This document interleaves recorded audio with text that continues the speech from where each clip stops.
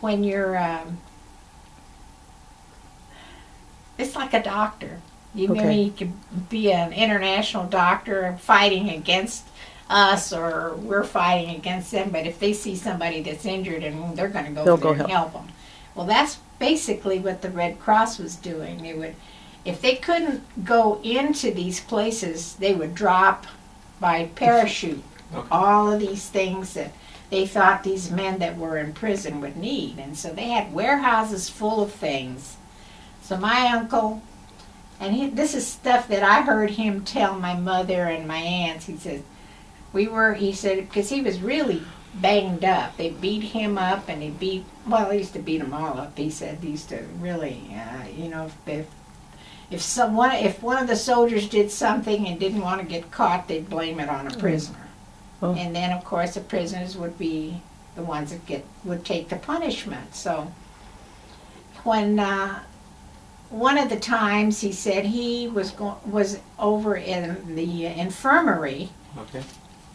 he and this man were walking back to where their I can't say accommodations, but where their barracks were. Mhm. He said they got stopped by some soldiers, and they said, "You just broke into the warehouse." And they said, "No, we didn't. We were in the infirmary."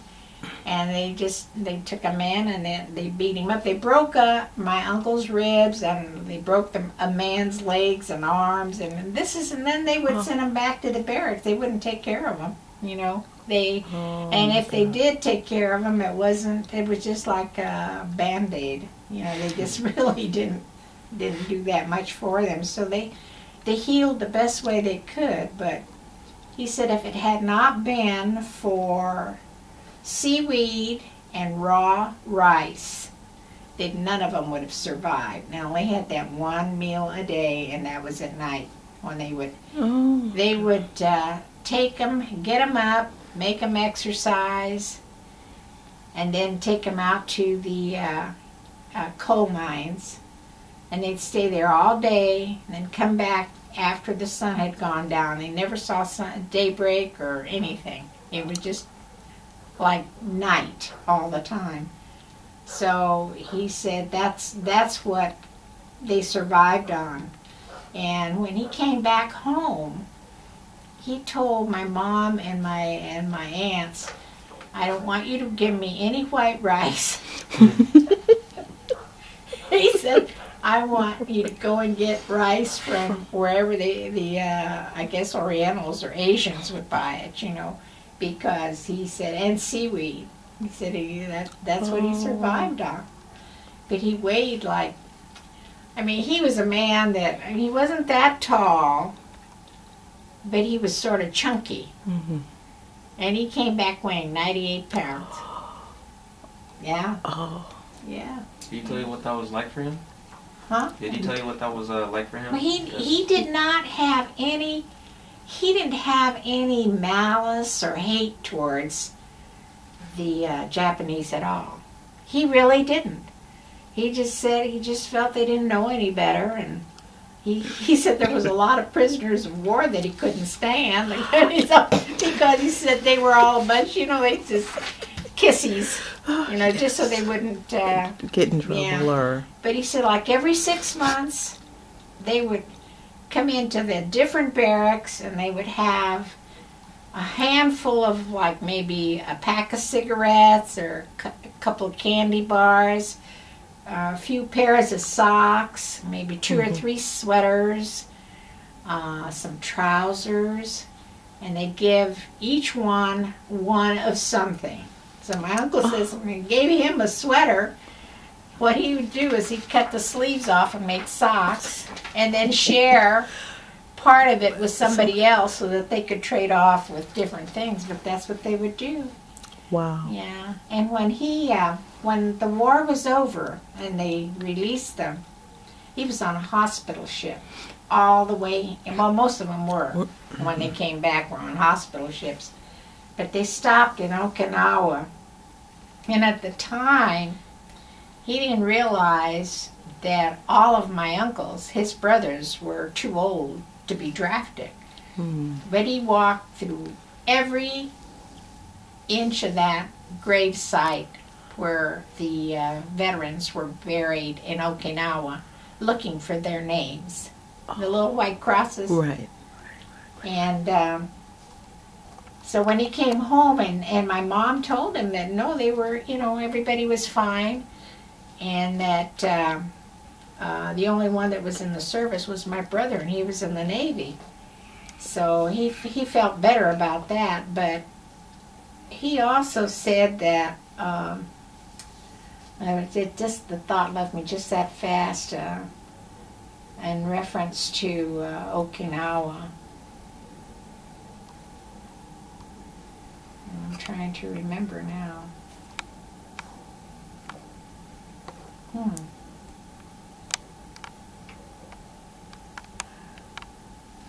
This was all about part of the time he was there. Well, ask me some questions. Based on did he talk to you after he returned home, or? No, I listened to everything he told my aunts, because I was in the other room listening to what he was telling them. What was the most memorable thing? All the things that I've been telling you. All right, so have all that checked off. When did do you remember when he came home after the war was over?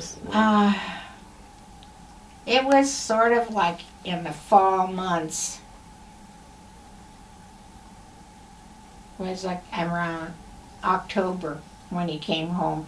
He came home on a hospital ship that landed in San Francisco. Oh, I know. I'm going to backtrack. The Red Cross, when they first, when the war first started,